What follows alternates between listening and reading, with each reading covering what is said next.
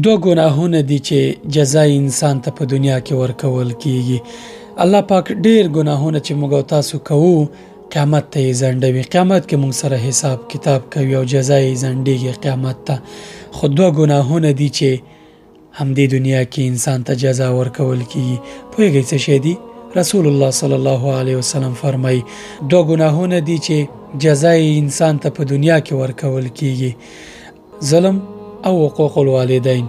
ظالم انسان ته په دنیا کې جزا ورکول کیږي او هغوی چې مور او پلار سره زیاته کوي، د دوی احترام نه کوي او په دوی باندې احسان نه کوي، دوی سره مینه محبت نه کوي، دوی له پامه غورځولي وي او د دوی اکرام او تکریم نه کوي، نو دغه انسانان په دنیا کې خپل جزا ویني، په آخرت کې هم د دوی جزا شته ده.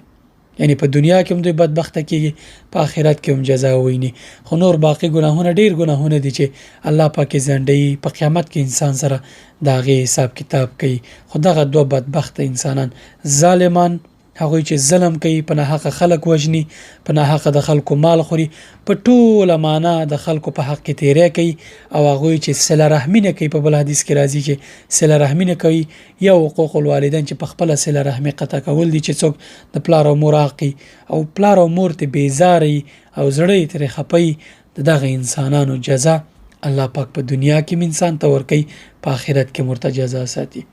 نو که غواړئ چې په دنیا او آخرت دواړو کې له دغو جزاونه بچ شئ، ظلم مه کوئ، له ظلم نه ځان وساتئ او د مور او پلار په حق کې نیکي کوئ او احسان پرې کوئ، زیاتی ورسره مه کوئ.